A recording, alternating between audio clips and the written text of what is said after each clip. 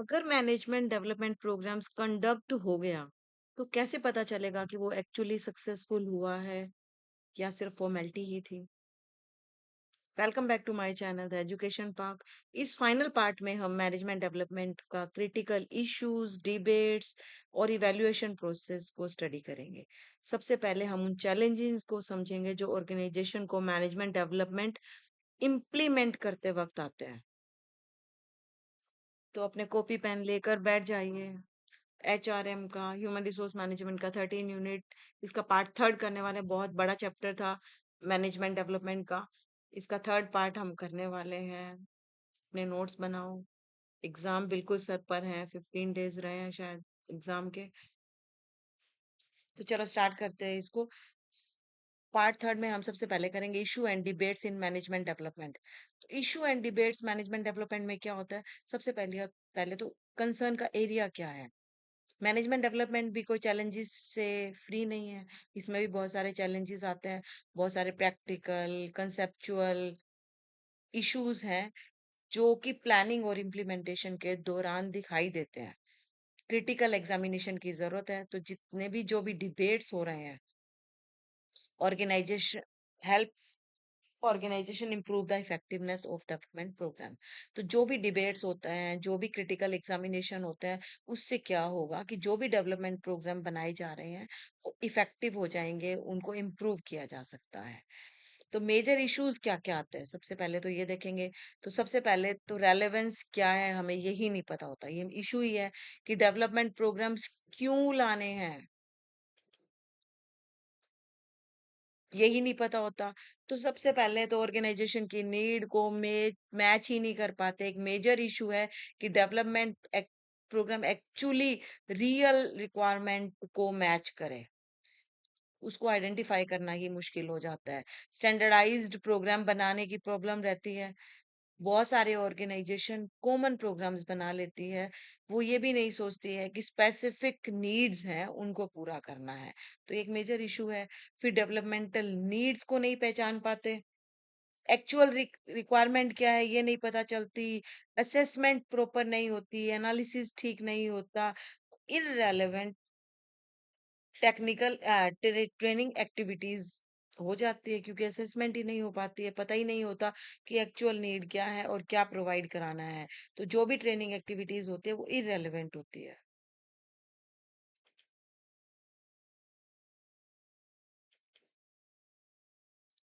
Theory और practical का भी गैप होता है। लर्निंग और एप्लीकेशन मतलब सिखाया कुछ है और जब प्रैक्टिस में लाया जाता है, अप्लाई करा जाता है, अप्लाई करने में फेल हो जाते हैं। वर्क प्लेस ट्रांसफर लिमिटेड होता है। Development efforts become ineffective if learning is not implemented. अगर जो ट्रेनिंग दी गई है, जो भी कुछ सिखाया गया है, उसको वर्क प्लेस में ट्रांसफर ही नहीं किया गया, तो वो बेकार है। उसको सिखाना इनइफेक्टिव हो जाता है। तो ये बहुत सारी इश्यूज हैं जो डेवलपमेंट प्रोग्राम्स में आते हैं। फिर मैनेजर्स रेसिस्टेंस टू चेंज होते हैं। वो जिस टाइप से करते आ रहे हैं उनको चेंज होने में डर लगता है। कल्चरल बैरियर भी होता है ऑर्गेनाइजेशन का जो कल्चर होता है वो रिजिड होता है, चेंज होना नहीं चाहता। उससे भी ट्रेनिंग या लर्निंग अच्छी नहीं हो पाती है।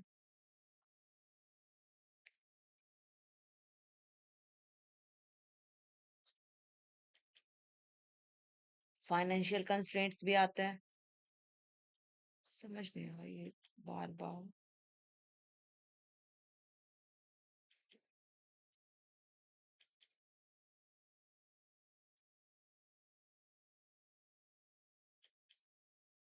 Lack of top management support.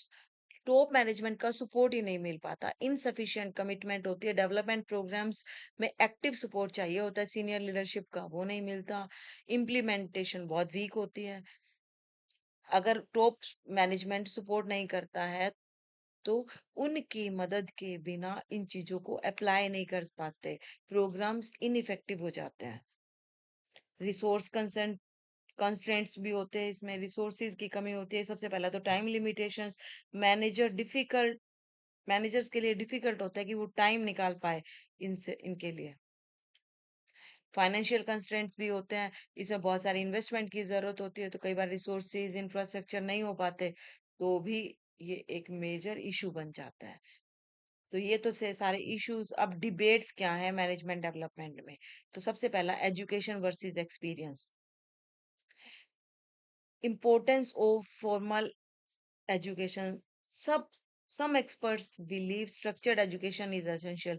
कुछ लोगों को लगता है कि education, structured education, theoretical education देनी चाहिए। कुछ लोगों को लगता है कि प्रैक्टिकल एक्सपीरियंस देना चाहिए। तो डिबेट है ये कि एजुकेशन देनी चाहिए कि एक्सपीरियंस देना चाहिए, प्रैक्टिकल नॉलेज देनी चाहिए कि थ्योरेटिकल नॉलेज देनी चाहिए। तो होना क्या चाहिए कि एक बैलेंस्ड व्यू बनना चाहिए। इफेक्टिव मैनेजमेंट डेवलपमेंट में एजुकेशन और एक्सपीरियंस दोनों ही चाहिए। ये डिबेट जब दो चीजें होती है तभी हो पाती है। तो एजुकेशन दें या एक्सपीरियंस, तो क्या होना चाहिए, इसका रिजल्ट क्या आना चाहिए, इस बैलेंस्ड व्यू होना चाहिए। फिर इंडिविजुअल डेवलपमेंट होनी चाहिए कि ऑर्गेनाइजेशन की डेवलपमेंट होनी चाहिए, ये भी एक मेजर डिबेट का इशू है। अगर हम इंडिविजुअल सेंटर्ड अप्रोच बनाते हैं तो पर्सनल ग्रोथ पर ध्यान दिया जाएगा, ऑर्गेनाइजेशन के लिए बनाते हैं तो ऑर्गेनाइजेशन के ऑब्जेक्टिव्स को प्रायोरिटी दी जाएगी।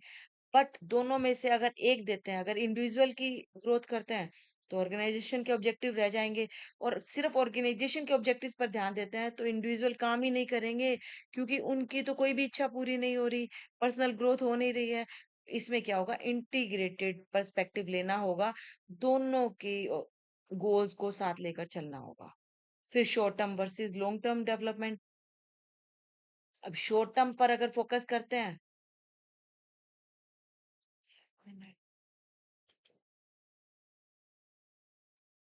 कुछ ऑर्गेनाइजेशन चाहती है कि इमीडिएट प्रोग्राम हो जाए इम्प्रूवमेंट का, बस मतलब आज की परफॉर्मेंस इम्प्रूव हो जाए और आगे का कोई मतलब नहीं है।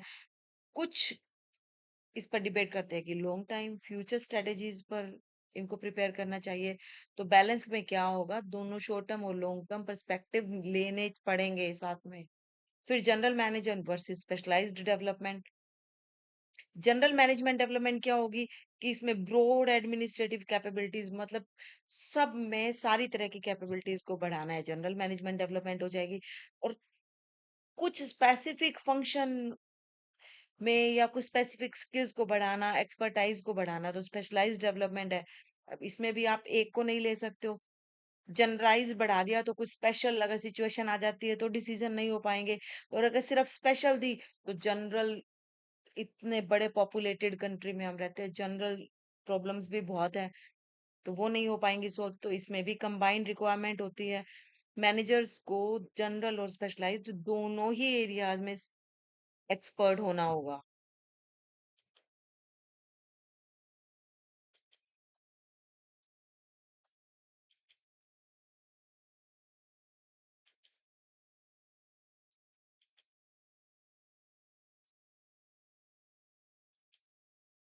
Challenges in modern management development. अब मॉडर्न मैनेजमेंट डेवलपमेंट में चैलेंजेस क्या आ रहे हैं, सबसे पहले तो टेक्नोलॉजिकल चेंज। कंटिन्यूअस लर्निंग के लिए जो रैपिड टेक्नोलॉजी में चेंज आते हैं उसको अपडेट होना चाहिए। मैनेजर्स की नॉलेज उसमें अपडेट होनी चाहिए। ग्लोबलाइजेशन हो गया है, क्रॉस कल्चरल एक्टिविटीज होती हैं, उसमें इनको कॉम्पिटेंसीज चाहिए। तो मैनेजर्स को समझना चाहिए कि इंटरनेशनल बिजनेस एनवायरनमेंट में किस तरह से डील करेंगे। तो ये चैलेंजेस है। सबसे पहला टेक्नोलॉजिकल चेंजेस, क्योंकि रैपिड चेंज होता है टेक्नोलॉजी में, तो इसीलिए उनको अपडेट करने में चैलेंज आता है। ग्लोबलाइजेशन हो गया है, तो इस कल्चर को अपनाने में दिक्कत आती है। कॉम्पिटेटिव प्रेशर रहता है उन पर, हाई परफॉर्मेंस चाहिए। ऑर्गेनाइजेशन को ऐसे मैनेजर चाहिए जो अंडर प्रेशर भी काम कर सके। चेंजिंग वर्कफोर्स एक्सपेक्टेशंस, नई लीडरशिप डिमांड्स आती रहती हैं, तो मॉडर्न एम्प्लॉयज से उम्मीद की जाती है कि वो पार्टिसिपेट भी करे उसमें, जो भी नई लीडरशिप डिमांड्स है, और मैं सपोर्ट भी करे। Importance of addressing these issue.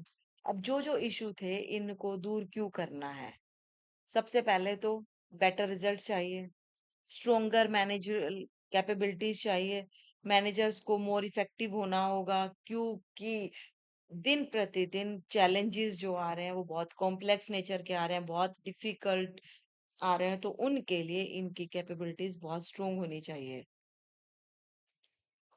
Organisation की ग्रोथ भी चाहिए, लॉन्ग टर्म में ऑर्गेनाइजेशन की डेवलपमेंट भी होनी चाहिए। तो बेटर डेवलपमेंट सिस्टम जो है ऑर्गेनाइजेशनल की सस्टेनेबिलिटी भी बढ़ाता है, कि ऑर्गेनाइजेशन सस्टेन करे, लॉन्ग टर्म तक बनी रहे, सक्सेसफुल रहे। तो इसके लिए भी मैनेजर्स भी तो तैयार होने चाहिए। Evaluation of management development, evaluation कैसे करेंगे मैनेजमेंट डेवलपमेंट की? तो पहले तो इवेल्युएशन क्या होता है, कि जो भी इफेक्टिवनेस है उसको इवेल्युएट करना। जैसे आप पूरा साल पढ़ते हो तो आपकी इवेल्युएशन कैसे होती है? आप जब एग्जाम देते हो, एग्जाम लिख कर आते हो, आपको मार्क्स मिलते हैं, तो आपकी इवेल्युएशन होती है। तो इसी तरह से जो मैनेजर्स काम करते हैं तो उनके काम की इफेक्टिवनेस को देखा जाता है, उनकी सक्सेस को देखा जाता है, कि अगर वो सक्सेसफुल हैं, अगर ऑर्गेनाइजेशन सक्सेसफुल है, तो इट मींस मैनेजमेंट डेवलपमेंट जो प्रोग्राम्स है वो भी सक्सेसफुल रहे हैं। तो इवेल्युएशन करना बहुत जरूरी है। जिस पर्पज के लिए प्रोग्राम चलाए गए थे उनका आउटकम सही आया कि नहीं।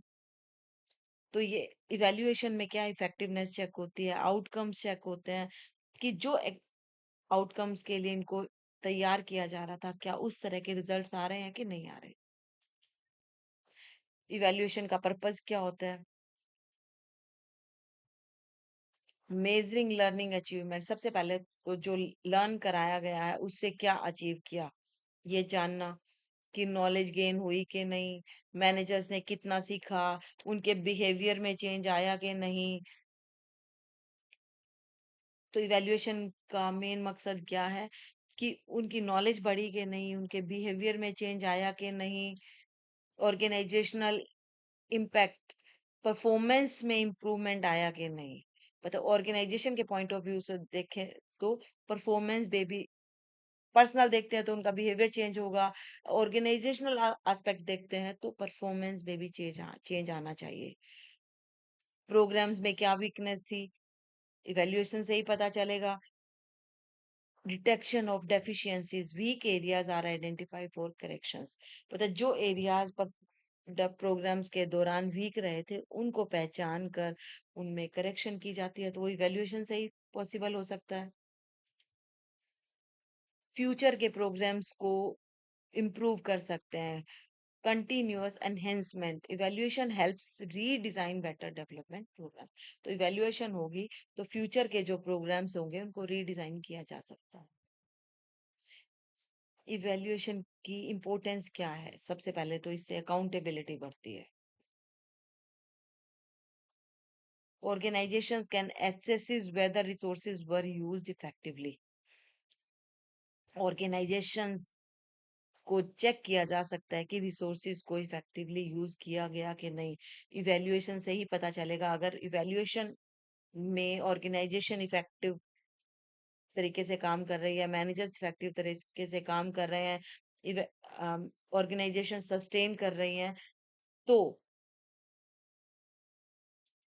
तभी हमें पता चलेगा कि एक ऑर्गेनाइजेशन में जो रिसोर्सेज लगाए गए थे वो इफेक्टिव तरीके से यूज हुए हैं।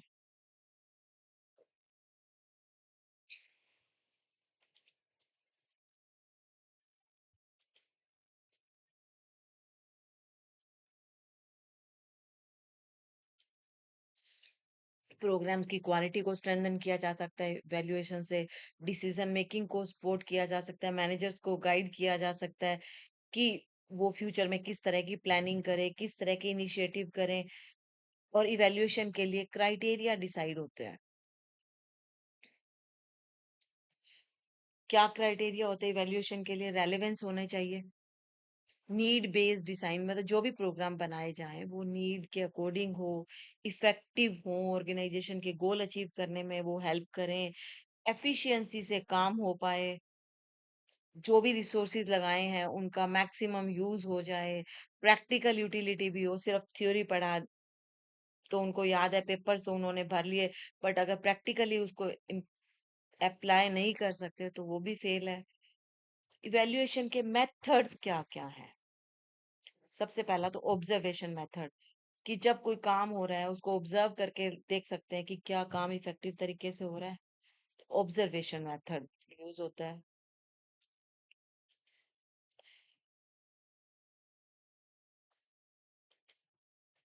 डायरेक्ट मॉनिटरिंग की जा सकती है, बिहेवियरल चेंजेस को एक्चुअल वर्क सिचुएशन में डायरेक्ट मॉनिटर कर सकते हैं। परफॉर्मेंस अप्रेजल से भी पता चलेगा कि जो परफॉर्मेंस है वो सिस्टमैटिकली जब रिव्यू करते हैं तो पता चल जाता है कि वैल्यूएशन सही से हुई है कि नहीं। फीडबैक मेथड से भी वैल्यूएशन हो जाती है। पार्टिसिपेंट्स जो होते हैं वो रिस्पोंड करते हैं कि ये काम जो ट्रेनिंग दी गई थी क्या वो अप्लाई कर रहे हैं तो अच्छे तरीके से हो रही है कि नहीं। Managers provide opinions regarding programme usefulness. फिर टेस्टिंग मेथड भी होते हैं, उनके टेस्ट भी लिए जाते हैं। कंपैरेटिव एनालिसिस भी किया जाता है कि पहले वो कैसा काम कर रहे थे और अब कैसा कर रहे हैं, तो बिफोर और आफ्टर ट्रेनिंग भी कंपेयर करते हैं तो इवेल्युएशन हो जाता है।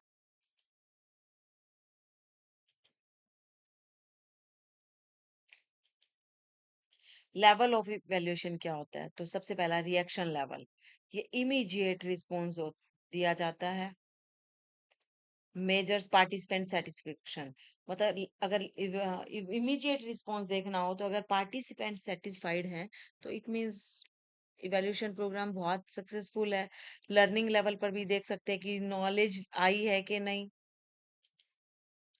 बिहेवियर में चेंज हुआ है कि नहीं, रिजल्ट्स मिल रहे हैं कि नहीं। तो ये सारे लेवल्स हैं जो बताते हैं कि इवैल्यूएशन सक्सेसफुल हुई है कि नहीं, मतलब इवैल्यूएशन ठीक तरह से हुई है कि नहीं। इवैल्यूएशन का लिमिटेशंस क्या है? बिहेवियरल चेंज बहुत इजी नहीं होता, बहुत डिफिकल्ट होता है। तो कॉम्प्लेक्स असेसमेंट होता है बिहेवियर को इम्प्रूव करना और उसको जांचना। मतलब बिहेव उन्होंने अपनी ट्रेनिंग दे दिया पर बिहेवियर को जांचना बहुत मुश्किल है। तो लिमिटेशंस क्या है, सीमाएं क्या होती है इवैल्यूएशन की, कि क्यों हम ढंग से इवैल्यूएशन नहीं कर पाते हैं। तो सबसे पहले बिहेवियर को नहीं रीड कर सकते। टाइम लैग, डिलेड रिजल्ट्स आते हैं, बेनिफिट्स में appear after a long time. तो इवैल्यूएशन का कैसे पता चलेगा? मतलब आज जो काम में प्रैक्टिकली अप्लाई कर रहे हैं बट रिजल्ट तो आज नहीं पता चलेंगे। आज आप जैसे स्टडीज कर रहे हो, आपने एक साल पहले स्टडी स्टार्ट कर दी थी एमए की, बट आपको बीच में तो नहीं पता चलेगा कि आपकी वैल्यूएशन आप सही से काम कर रहे हो कि नहीं। आपको तो पूरा एक साल के बाद एग्जाम होगा तभी इवैल्यूएशन का पता चलेगा। तो टाइम लैग, डिलेड रिजल्ट्स होते हैं। बेनिफिट्स हमें एक सवा साल के बाद ही पता चलते हैं कि क्या वो प्रोग्राम सक्सेसफुल थे, क्या आपका पढ़ाई करना सक्सेसफुल था, क्या आपने अच्छे से पढ़ाई करी, क्या आप जिस तरीके से कर रहे थे वो तरीका सही था। तो ये लिमिटेशंस है इवैल्यूएशन की। External influence,